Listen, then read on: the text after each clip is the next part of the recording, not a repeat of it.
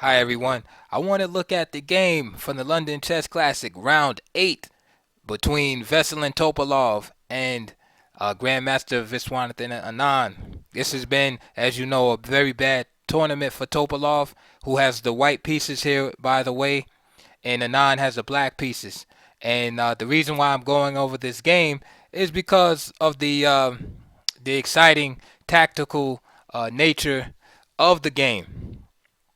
And the basic theme in this game is basically like the overworked piece. But so let's take a look.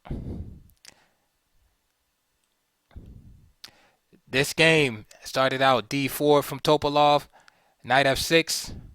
Anand has been a long time Nimzo Indian player in his heyday, and it's no surprise to see knight f6 here, c4, e6, right? Invitation to Nimzo Indian. Knight of 3. Now, when Anand was younger, he would continue with b6 from here after knight f3 going into the Queen's Indian.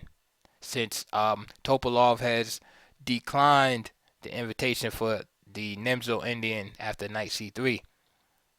Knight c3, bishop b4. That's your Nimzo Indian proper. So knight f3, and then b6 was real popular a few years ago, and even more so in the 80s and 90s.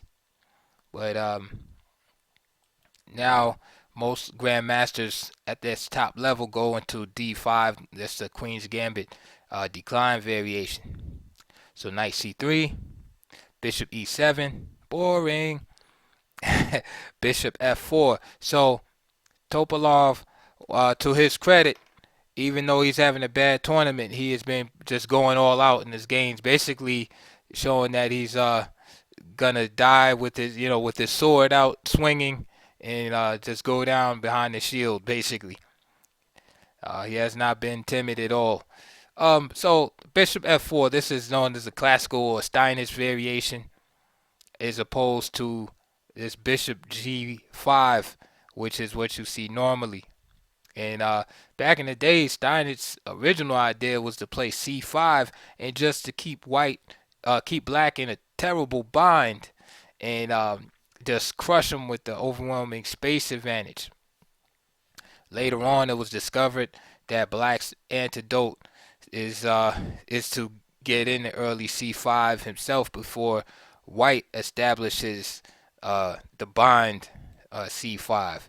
So a lot of water has flowed under the bridge since Steinitz day, and you see this idea every now and then in a modified form, of course. And of course, these GMs come with a lot of computer analysis and preparation. So we're not going to get into all of the theory. You can look all of that up, but we're just going to talk about some general themes um, in the game. So after castles, e3, and there it is, an early c5, and that's one of the main differences between bishop g5 and the bishop being on f4 as it is in this game, is that black is able to liberate himself faster with the move c5 due to the lack of pressure on this knight. When the bishop is on g5, there's always the threat to take this knight off and then exchange on d4. Just for instance, let's just look at it real quick. And let's say now we have this pressure here. Now let's say, for giggles, c5, right? And again, I'm just making these moves just for illustration purposes. C takes d5. Now notice this is pinned.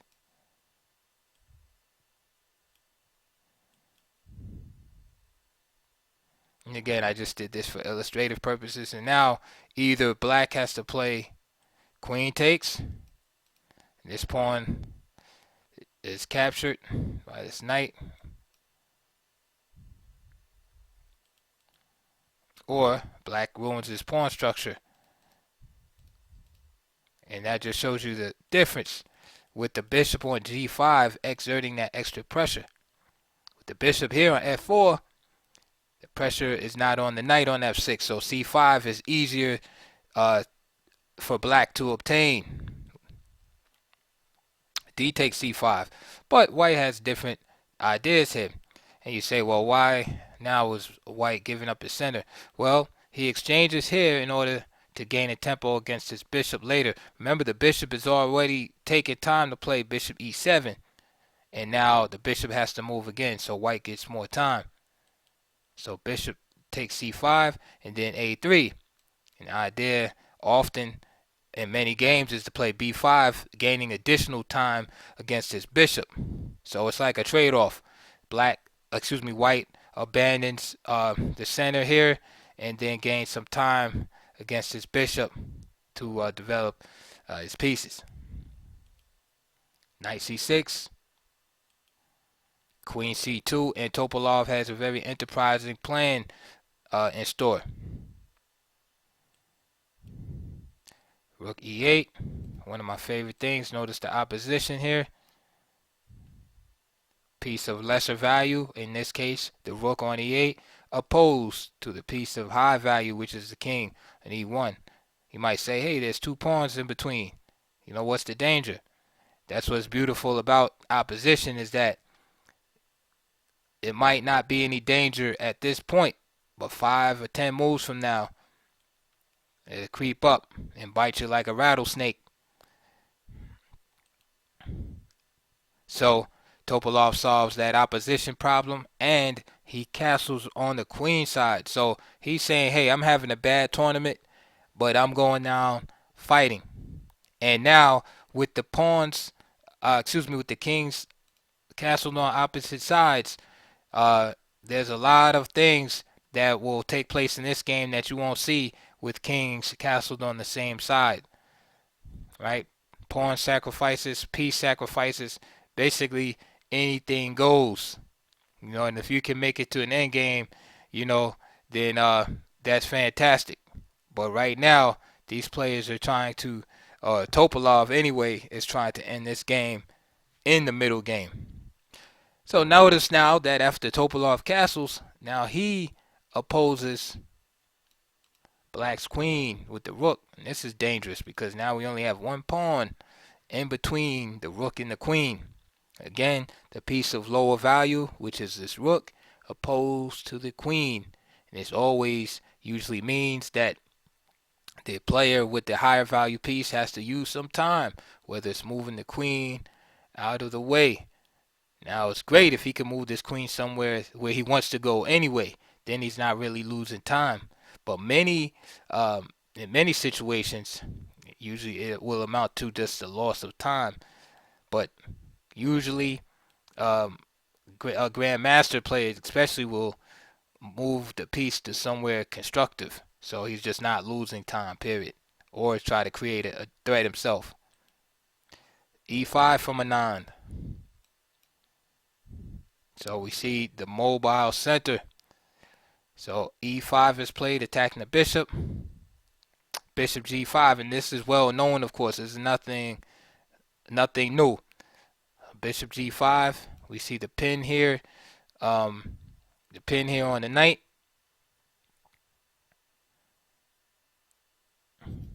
And with that pin, we had discussed it earlier. Now there's tremendous pressure on the d5 square. When I showed you the normal lines of the queen's gambit declined. Also possible besides bishop g5 is c takes d5, trying to exploit this relationship here geometrically between the rook and the queen. C takes d5, and then e takes f4, d takes c6, and now we see manifested this situation in relationship with the rook and the queen, and see how fast that happens. And that's why opposition is very important. So queen c7, getting out of the way of the rook, of course, and bishop c4, and with about equal chances. But the position is definitely very, very rich in possibilities. All right, back to the game. So e5 and bishop g5 was played. And remember, this was definitely possible also. But bishop g5 was played. d4, knight d5. So now we see the maximum pressure here. b5, very sharp response. Again, this is nothing new. Of course, undermining the knight on d5 with b5. And this is the type of play you have when you have castling on opposite wings. Because usually it's a matter of who gets to the opponent's king first, who wins the game, and not necessarily who has more material or a better pawn structure. Bishop takes f6, g takes f6,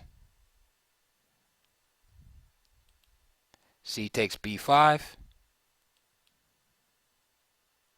knight a5. And we can see here that black's pawns are damaged, and he's also down a pawn.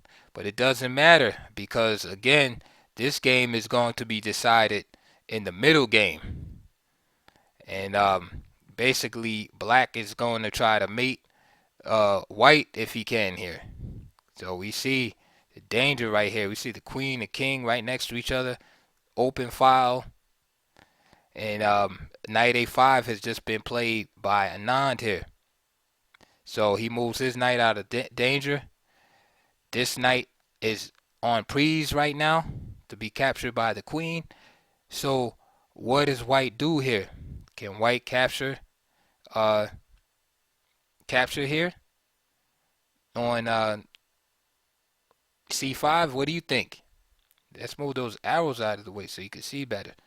What happens if queen takes here? c5, right? Protecting the knight from the queen. And there's no way a rook can get to this file immediately. The only problem is this knight right here. You just come in here, the game will be over. So you got to keep your eyes open for those tactics.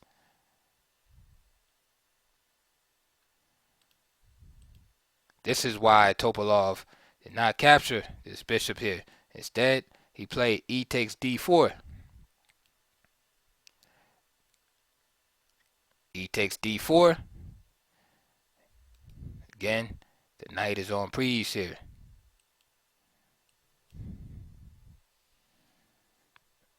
Excuse me. Okay, so finally, the knight now is legitimately on prise. So Topalov moves to b4. And of course, he has this problem also. And one of the reasons for moving his knight to b4 is he can hopefully block the action on the c file, right? By playing knight to c6. And now Topalov is actually threatening to take that bishop. Excuse me, no, he's not. The fork is still there. I'm sorry, I'm looking too far ahead. So bishop takes b4 is played first. A takes b4. And now bishop e6. Again, this is a deadly combination on the open file. So even though the knight is threatened on a5, it can't be captured because the rook will come here and pin him and win him, pin the queen. So knight takes d4. And now, this is what I was talking about. I was looking when I said that the bishop could be taken.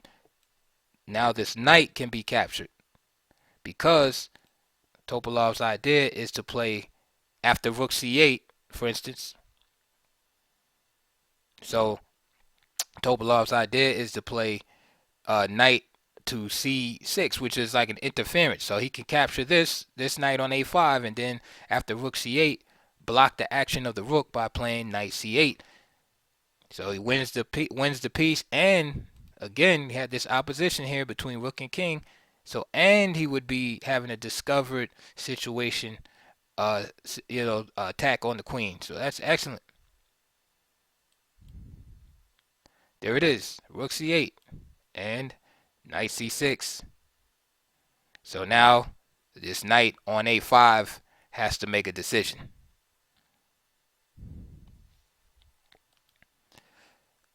Knight takes c6 is played. I just wanted to show you, in case you were tempted by the, after knight c6, this line here, since we see we had the bishop here, if you were tempted by that, after knight b3 check, just simply king b1. And again, we still have this opposition here, this attacks on the queen. And after queen c7, bishop c4, and then we see this knight doesn't really have anywhere to go. So for instance, bishop takes c4, queen takes c4, and then the knight is trapped. The knight can't go there or there. So the knight would just be lost. So don't check just to be checking. Okay, so knight takes c6 was played. B takes c6. Queen b6 by Anand. And now, of course, it's threatening just a simple rook takes c6 and winning the queen here.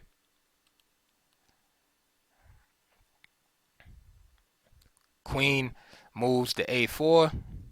And the idea, of course, is just to play that. He's not trying to save this pawn, but rather he's protecting this b pawn. Rook takes c6 check, and the king moves to b1. Rook d8. Good move by Anand. We see that white is lagging behind in development somewhat. So white is up a pawn and has a slightly better pawn structure, but he's behind in development. And this is what Anand is trying to exploit. There's really two factors. One is him being slightly behind in development, and the other is his king safety and weakness on the light squares. You see, these are the light squares, and it's wide open. That's a critical decision right there, is to play rook d8.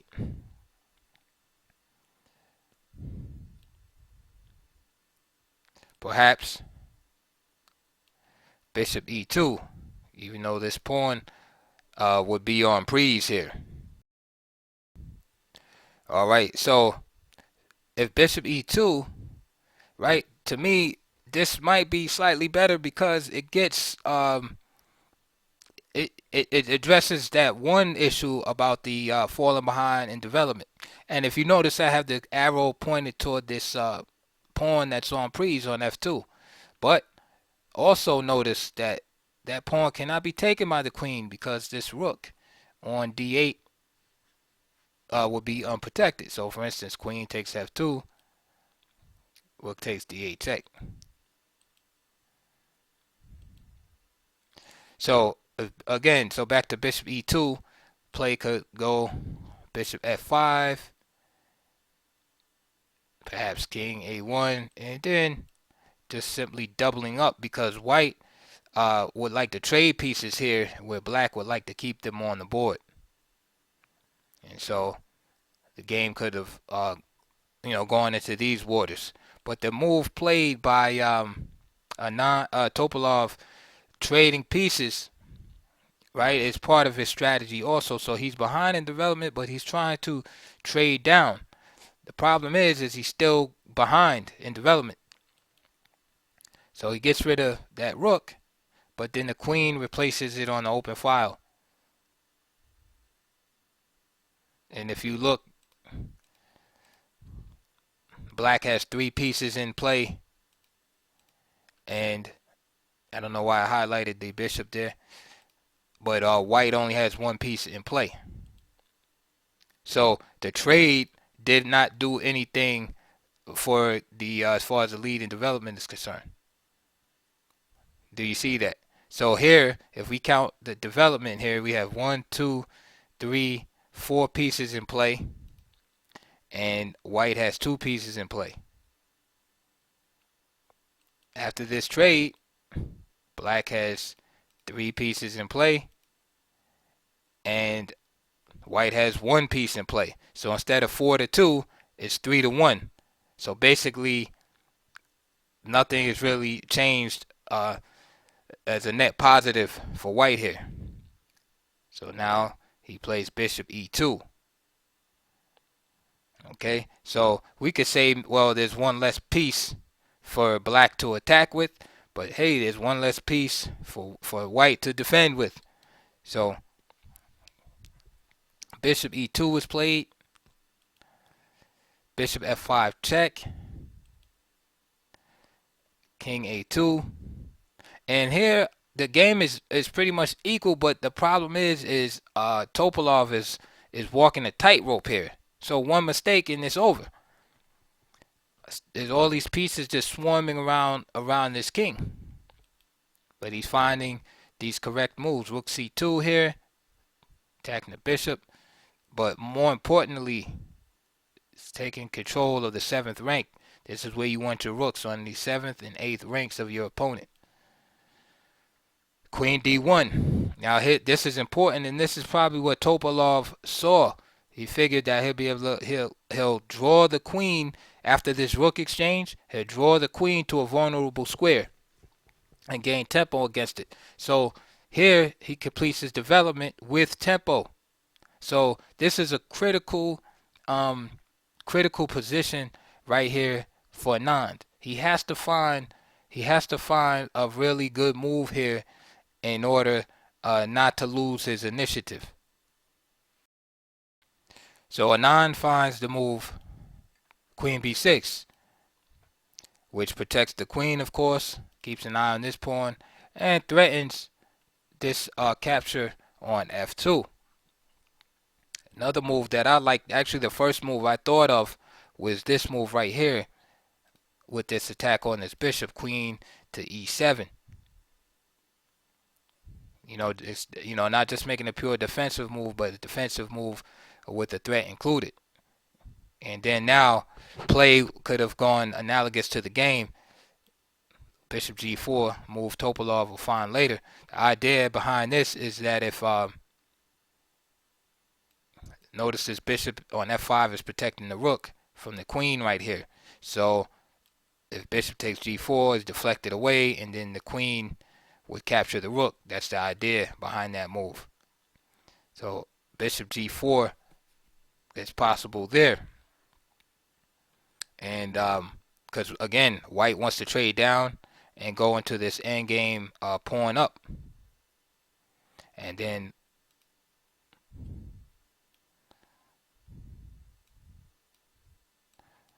black wants to try to keep pieces on the board and keep attacking. So that's interesting position there. Anand found this move queen b6. And Topalov played that idea that I just mentioned. The idea again is this rook is only protected once, which in my eyes is not really protection. And so the bishop here wants to distract the bishop on f5 away so that the queen can attack and capture this rook. So it's an elementary tactic, but that's really what chess is about. It's just combining simple tactics. It's like building blocks. It's like Legos. First you build little simple things, and then you build cities. So these grandmasters at this level, these guys are the type of guys that build cities and elaborate things with their Legos, where many of us are still on the basic level of just putting a few Lego pieces together. But when you break down these combinations, they're all based on simple motifs that we all know. Most of us that have, passed the beginner level. So bishop g4 is played. Of course, Anand is not going for that. He plays queen e6. Again, exploiting the white squares. Remember I told you that the light squares are very weak. Hopefully you can see that. Now we see there's a double attack on this bishop here at g4. But things remain the same, and Topalov doesn't have to really worry because again, it's the bishop on f5 that has to make the capture. And again, if the bishop moves, the rook falls on c2. But what this move does, queen e6, it forces white to have to respond to the check, and it prevents him from trading off pieces. So king a3 is played. Of course, not queen here, because then disaster strikes, as the bishop could just be captured among, other moves. Because there would be a pin here. So this would be a gross error. Because some people are thirsty to trade pieces off and then make mistakes like this. So for instance, a move like that can be played queen a6.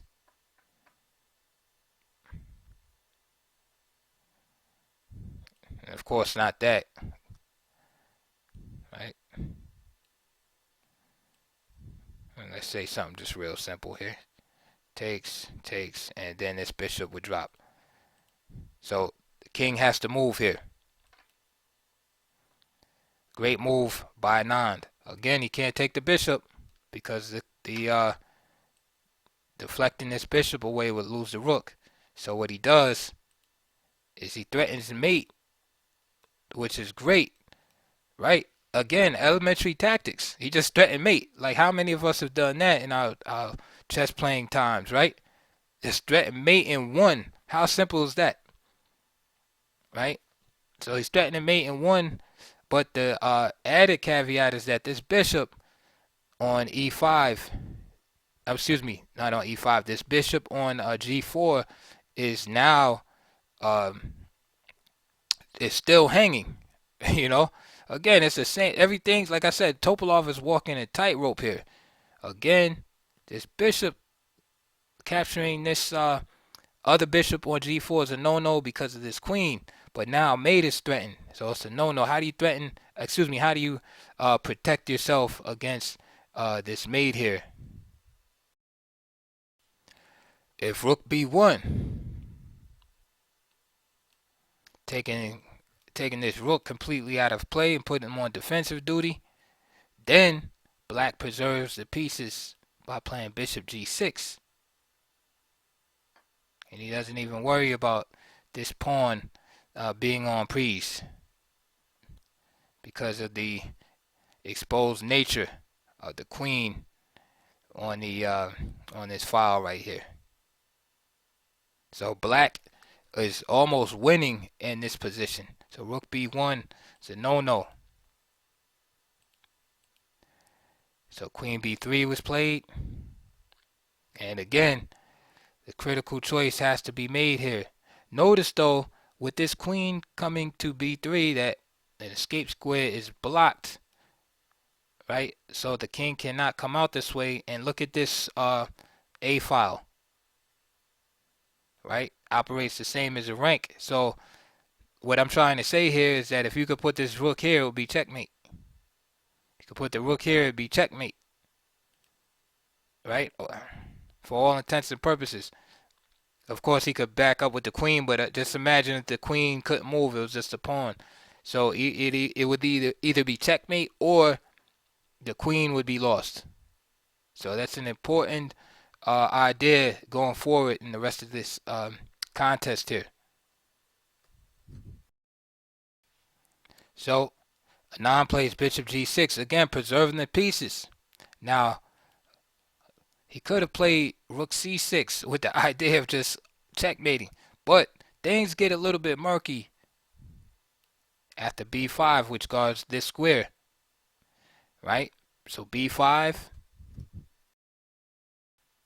bishop c2 with the fork, rook c8 check, king g8, and we can see that there's a little bit of counterplay going on, and this is what we do not want to occur if we have the black. So we see that the queen excuse me, the queen is attacked here, so queen b4.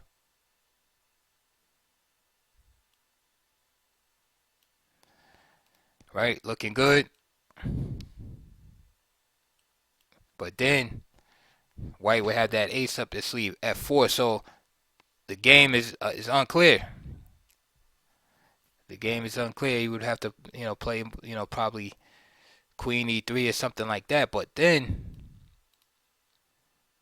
you see, so this is exactly, what white would want here, is those counter chances.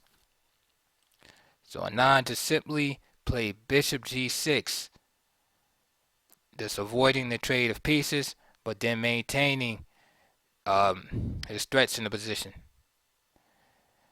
So bishop f3 is played, taking control of this square so the rook does not land on it and go over here. And now Anand evens the material aspect. Not that that's really important, but more than taking the pawn on f2 is he does it with the threat of winning the exchange. So rook takes f2, with the idea of then bringing the bishop here to c2. And then furthermore, again, the general strategy is to exploit the white squares and the lack of safety of the white king. So notice how all of these moves are tied in with that general theme and plan in the position. So even though he's doing stuff like capturing on f2, he's not just gobbling up material with total disregard for his overall plan. What he's doing fits in with this plan. So h4 by Topalov.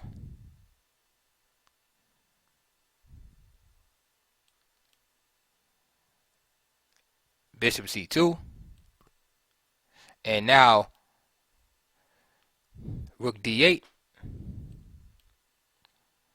And this was Topalov's plan, of course. He never intended on giving up the exchange, but he knew he had this check here.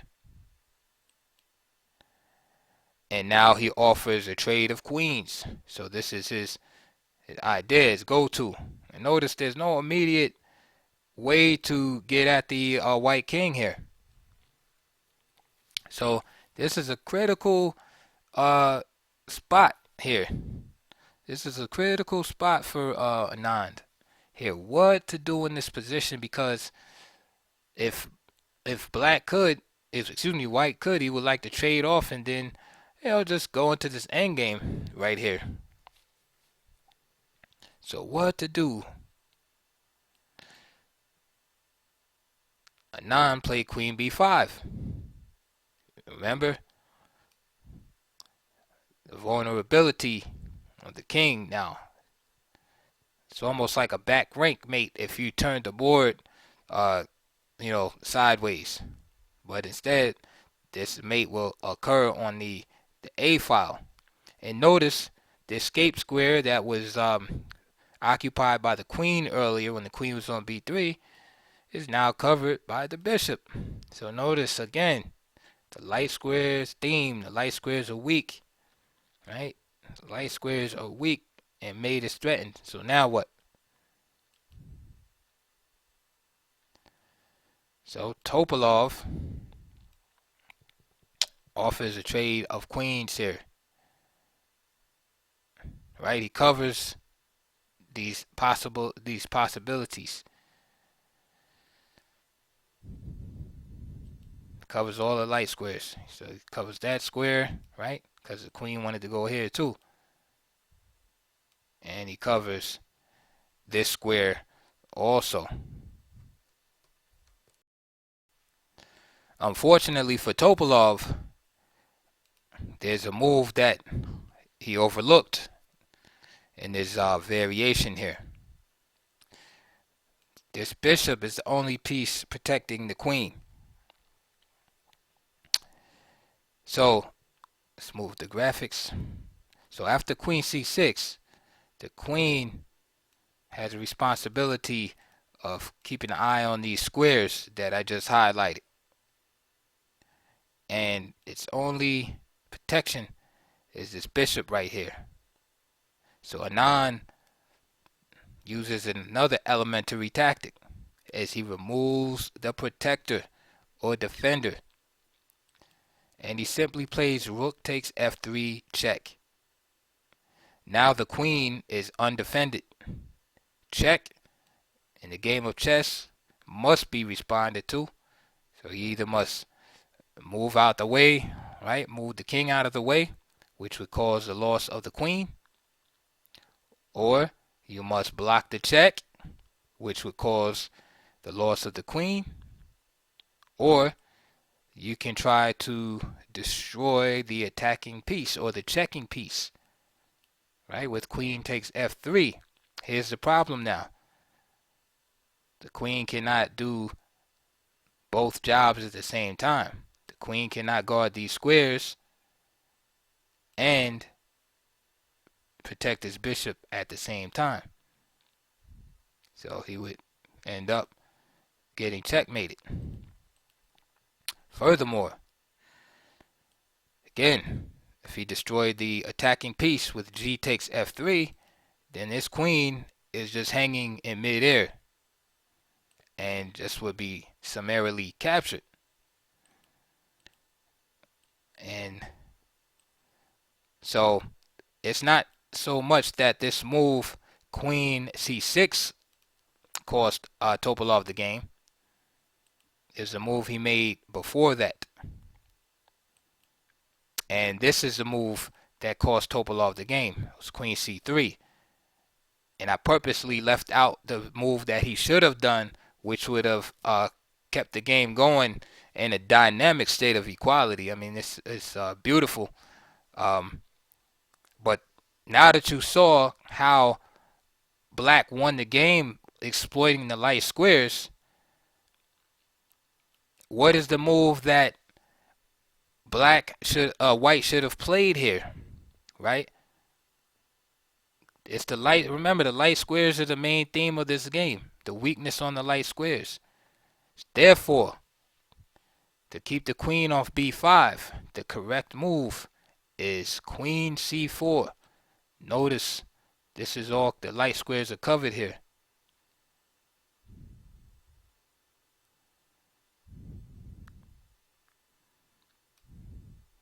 Now, the move like queen e3, it's not a big deal. It's not a big deal for for white to defend against. So the queen e3 check, king a2. The game is just still going on with a dynamic equality. White has chances also. And he might be able to get his queen trade in eventually. So basically the game came down to a slip off the tightrope by Topalov.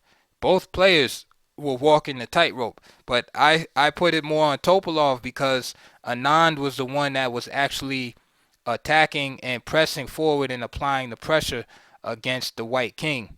So although Anand had to be accurate, of course, not to allow a counterattack or drawing, it was Anand who was pressing. So it was Topalov who was hard pressed to find the more accurate defensive moves and so on and so forth. And eventually he slipped up, right? He failed to protect those light squares. So he played queen c3. And of course, it's completely natural to want to trade off the queens. That's the strongest piece. That's the aggressive piece. And if he can get rid of that, it's better sailing, right? I'm not going to say smooth sailing, but better sailing. However, by choosing to go in a dark square, that allowed black the key access to the light squares. Is basically he gave him the keys to the city with that move. He had to guard the access to the light squares when he had the chance by staying on light squares, guarding this square. But of course, he overlooked. He no doubt he saw this move, but just figured he can protect with this move. But then, fantastic move by Anand. Again, simple tactic. And we saw several simple tactics during the game. But what makes these grandmasters stand out is that they're consistent. Move after move after move after move. They're able to keep their play, at a high level. Whereas lesser rated players like myself, I might be able to make, certain amount of moves, accurately, but then I'll make more errors. But these guys are, more consistent, So I hope you enjoyed that game. Please like and subscribe. Trying my best to break it down to a level to where like a baby can understand it. That's what I'm trying to do. So forgive me if I take too long or over explain some concepts. I'm trying to keep the real like beginning player, and players like under 1700, 1500 in mind too. I've been playing chess for a long time, so a lot of this stuff is redundant to me also. But I know how it was when I was first starting. I didn't have a coach, and I was reading books and stuff, and I go over the annotations, and it was like I still didn't understand, because at a certain level you need the moves broken down to you. Really broken down so you can get it. And so anyway, like I said, enough of me rambling on. I hope you really enjoyed that video, and we'll see you guys on the next one. Please like, subscribe, tell your friends.